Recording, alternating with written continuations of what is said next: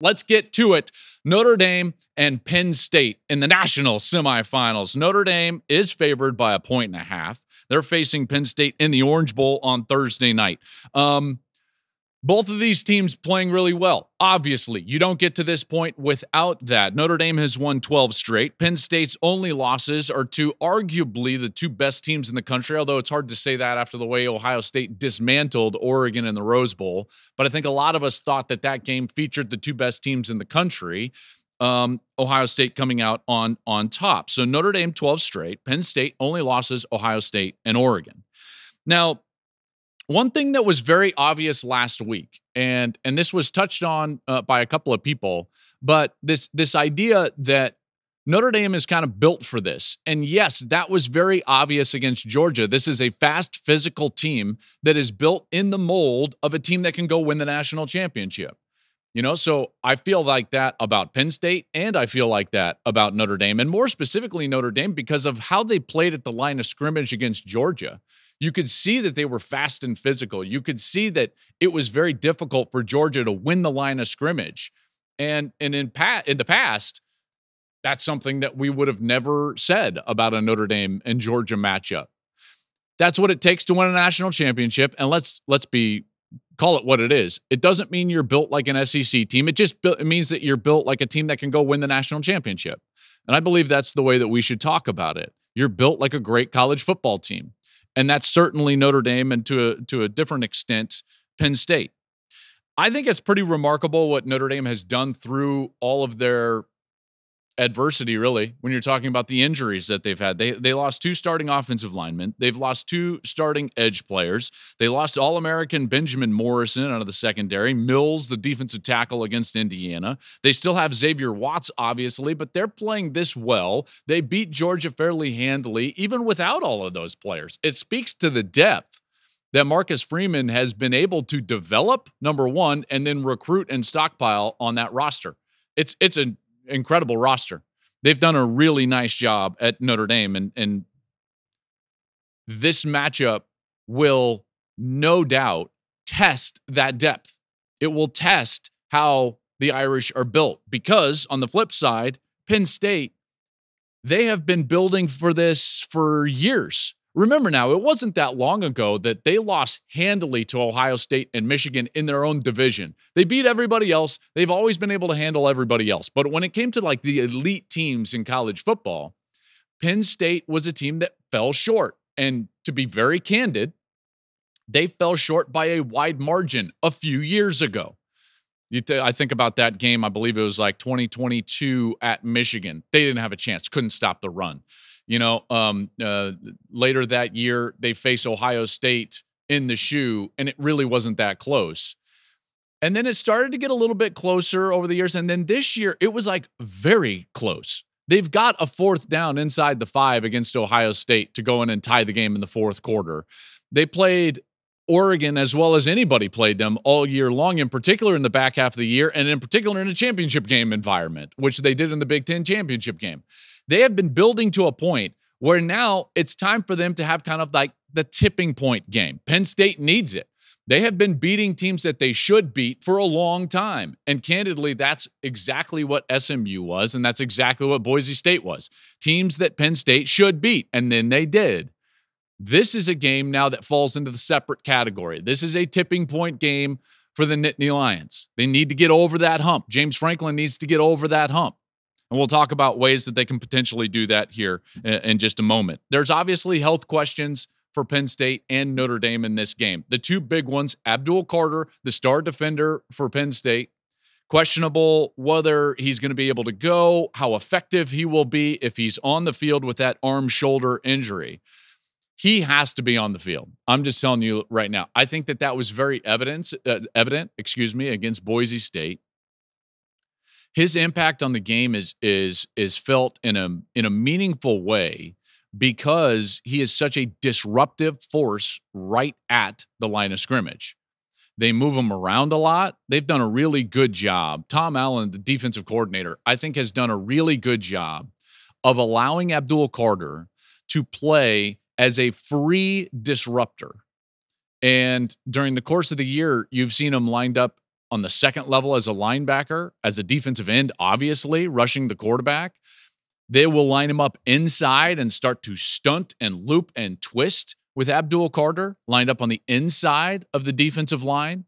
Very difficult for an opposing offense to get a beat on where he's going to be located and exactly how Penn State is going to use him. That's been very effective for Penn State. Tom Allen, again, has done a really nice job as he's come in his first year after Manny Diaz left one of the best defenses in the country.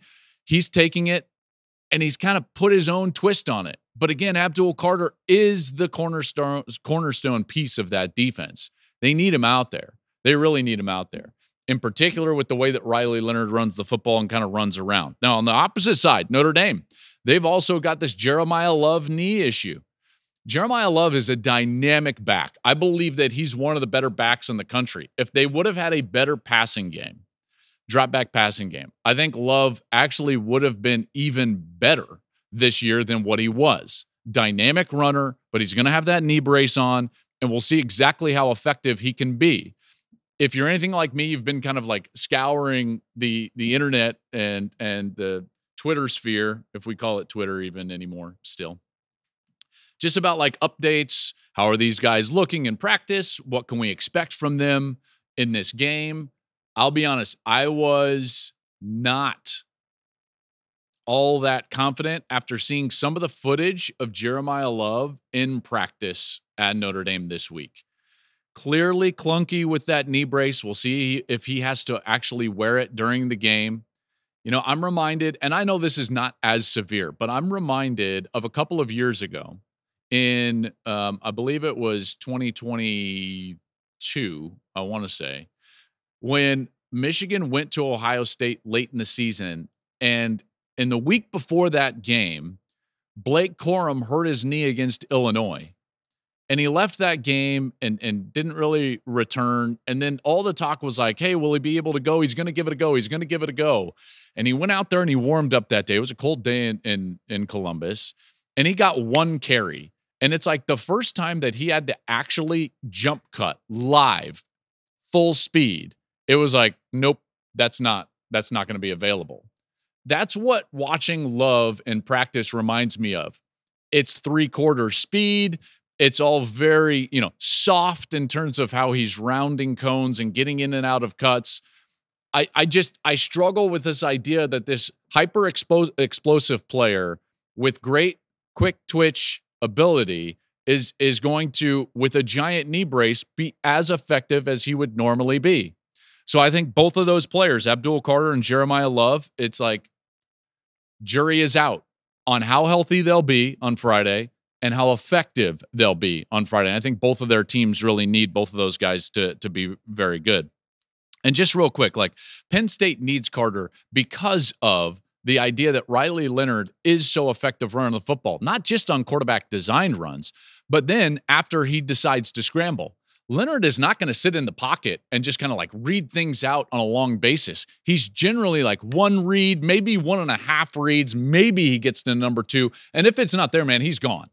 And so Carter being on the field is such a huge part of Penn State's defensive success in this game because his athleticism will allow them to defend that aspect of Riley Leonard. Now, on the flip side, Love is expected to play. How effective he's going to be remains the question. So, Jadarian Price, 6.5 yards per carry. I thought he was effective in what they asked him to do against Georgia, but they're going to need these guys. They're really going to need these guys. You think of how Oregon was able to hurt this Penn State defense. You think of how Ohio State was able to hurt this Penn State defense. There were times during those games when the backs were really effective for Oregon and for Ohio State. So I think the backs are going to have to be effective for Notre Dame.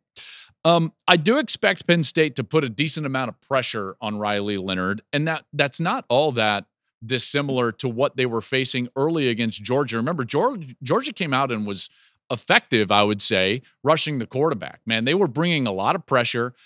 But what allowed Notre Dame to kind of weather that storm was this veteran aspect of Riley Leonard. While I don't think he's a great passer and they don't have a great passing game, he was effective enough because of his veteran presence that they stayed afloat during the best part of what Georgia was doing in that game, and they ended up winning the game. He minimized the damage of what could have been a damaging first quarter, and then all of a sudden you look up and it's 3-3, and then all of a sudden, remember from the recap, that 4-play swing happens where you get like strip sack, you get touchdown, then you get a kickoff return right in there, and then that game totally changed. Why were they in that position? Riley Leonard was able to limit the damage when Georgia was effective on defense. Notre Dame's secondary is really good. Penn State, I don't think that this is a matchup that favors Penn State, to be honest with you. I've talked with James Franklin for a long time about like what do you think holds them back? And his answer is always pretty consistent, and he'll generally talk about the fact that they don't have that one wide receiver that they just can count on and rely on and go to in a big situation. Now, that sounds like a knock against Trey Wallace or Amari Evans or some of these other guys. It's not. It's not. It's just the truth. They each have made big plays, but it's not like they are guys that you can just count on and say, like, we're going to him in this big moment. And that's generally what some of these teams have in this spot in the year. You get to the semifinals, you got to have somebody that you just go to. Penn State, it's been Tyler Warren. It hasn't been somebody on the outside. So if it's just a tight end, now the secondary, which Notre Dame's is very good, they can kind of key in, bracket, double possibly the tight end. And I think that they're going to be able to do that a little bit because that section certainly favors Notre Dame. I already touched on this in the last question before I get into like these real keys in the blueprint for each team. For Penn State, like, are you ready to take the next step? Because Penn State now, over the course of the last 3 seasons, has been building and building and building to this point. We've talked about this recruiting class specifically with Abdul Carter and Nick Singleton and Kaytron Allen and Drew Aller and these guys, and we've talked about them for a long time, and it's like, it's time for them to have a tipping point victory. They have not beaten somebody that they shouldn't beat. They have not. In this entire time, they have become masters in the games that they should win. Masters. They don't lose those games. And by the way, that is not a knock because Penn State is reliable in those games. But we haven't seen them raise the mountaintop, raise the ceiling, and go have a tipping point victory. It's time for that for Penn State. It is time for that. Biggest key for each team. Let's get into the game actually here and just like keys right now. Biggest key for each team is going to be their ability to slow down the run game of the other team. Both offenses really need their run game in order to get going, both of them. And yet both defenses have done a terrific job, and specifically in the last couple of games, stopping the run. Penn State held Ashton Jeanty to a season-low 104 yards on 30 carries. They did an incredible job against Ashton Jeanty. In a lot of ways, they should have run away with that game, but they didn't. More on that in a second. Notre Dame, they held Indiana and Georgia, both to under 65 yards rushing. Their defense is doing a heck of a job stopping the run. Both offenses have to run it. So this is where the game is going to be won and lost right here, right here. So what's the blueprint for each team? Each team. Let's start with Notre Dame. The blueprint for Notre Dame offensively, they've got to establish Riley Leonard as the run game. Quarterback run game and quarterback RPO, run pass option. That's where they were most effective against Georgia. That's where they were actually hurting Georgia at times, getting the ball out of Leonard's hands. If they're just going to sit there and drop back, that favors Penn State in a major way. They've got to be able to run the football, but they need to incorporate the quarterback as a run threat within that. All right, to help offset what I think is going to be a fairly limited Jeremiah Love. If they can do that, then the RPO lines up, and that starts to open up, and now you can start to throw the football like they were able to do a couple of times against Georgia. That really is the blueprint for them offensively. For the defense, for Notre Dame, you got to take away Singleton, you got to take away Kaytron Allen, and you got to double Tyler Warren. That's the whole game plan. It's an interior game plan. It's a between-the-numbers game plan. You live with whatever happens outside the numbers. If I'm playing Penn State and I'm Notre Dame, I'm taking away the run game as best as I can, obviously, which they've been able to do that very effectively during the playoff against Indiana and Georgia.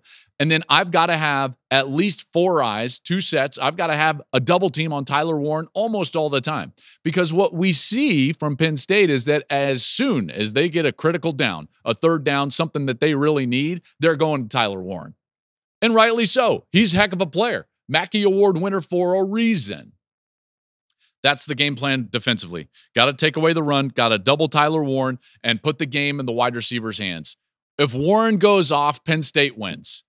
If the game can be run from a Penn State perspective through Allen, through Singleton, and through Warren, then Penn State wins, and that goes directly to the blueprint for Penn State. Offense, you got to establish the 2 backs and Tyler Warren, regardless of if Notre Dame is trying to take them away. This is not a game where you can say, like, well, this is what they're doing, so let's go play somebody somewhere else. No. Andy Kotelnicki, the offensive coordinator for Penn State, he was brought in with one objective. And in fact, James Franklin said it wasn't an objective, it was a mandate. Get the ball to the best players in the biggest games. There is no bigger game than this. You're in the national semifinals. You win this, you are playing for a chip. So, folks, that ball has to go to Kaytron Allen. It has to go to Nick Singleton, and it has to go to Tyler Warren. You cannot all of a sudden believe that Drew Aller is going to turn into some sort of consistent drop-back passer without some of the outside threats that we see that they don't really have. Okay, this was the biggest problem against Boise State, is that they were having success running the football and didn't lean into it. I'm telling you, man, get the blinders on if you're Penn State. Put them up. And it's like, that's who touches the football in the most creative ways that you can possibly get them the ball. Take a page out of Ohio State's book with what they're doing offensively right now. Who's touching the ball in the first 15 plays for Ohio State? Jeremiah Smith, Mecca Ibuka, Quinshawn Judkins, Travion Henderson. That's it. That's where the ball is going. Designed. That's exactly what Penn State has to do offensively. Defense, it's an all-out assault on Riley Leonard. You've got to force Notre Dame into a situation where they have to drop back and pass, that they cannot get the quarterback run game going. They cannot get the RPOs going. If they're in second and long, advantage Penn State. Advantage Penn State's pass rush. That's where they've got to live. Hit them with speed. Hit them with speed. This is a defense predicated on length and speed. You got to hit them with that speed. You got to hit it early and often. You got to get to Riley Leonard. Comes down to basically, I think this is going to be an incredibly tight game. This line is tight. I think both of these guys are very good coaches. And I would just say this, like, I think that ultimately it comes down to, from a picks perspective, who do you trust? And after the Northern Illinois loss, I trust Marcus Freeman. Situationally, Notre Dame is very sound. Look at the way they executed that punt to offense, getting the offside. Like, situationally, this team understands how to perform and execute. They also know who they are and lean into that blueprint defensively and offensively. They know what they are offensively, and they don't generally veer outside of that. That's the one question I have about Penn State. And this is why I trust Notre Dame just a little bit more, is because from Penn State's perspective, I love this team. This is a really, really good team that at times can get in their own way in these games. Think about it now. They had first and goal inside the 10-yard line against Ohio State in the fourth quarter in order to go in and tie that game. And all of a sudden, the guy who got them down there didn't touch the football, and Tyler Warren. Did they learn their lesson? Didn't seem like they did when all of a sudden against Boise State, Kaytron Allen is the one going off. They're going to run the football for 300 yards if Kaytron Allen is just going to continue to get that outside zone carry, and they went away from it and became a pass-first team against Boise State that has more sacks than anybody in the country. Like, it didn't make any sense. So I don't know if Penn State has learned a lesson. Why have they not had the tipping point victory? Because of things like this. Because you can't overcome yourself and the opponent all the time in these games. You've got to play it correctly. So I'm going to trust Notre Dame in this game. I think it's going to be tight. I think that Notre Dame wins 24-20. I think they cover the 1.5. It's somewhat low scoring. I think it's going to be a great game, and I can't wait for it. So I'm going to take the Irish 24-20. Thank you for watching the Joel Klatt Show YouTube channel. And if you liked this clip, make sure to like it and subscribe to the channel, and you can stay up to date on all of my college football coverage.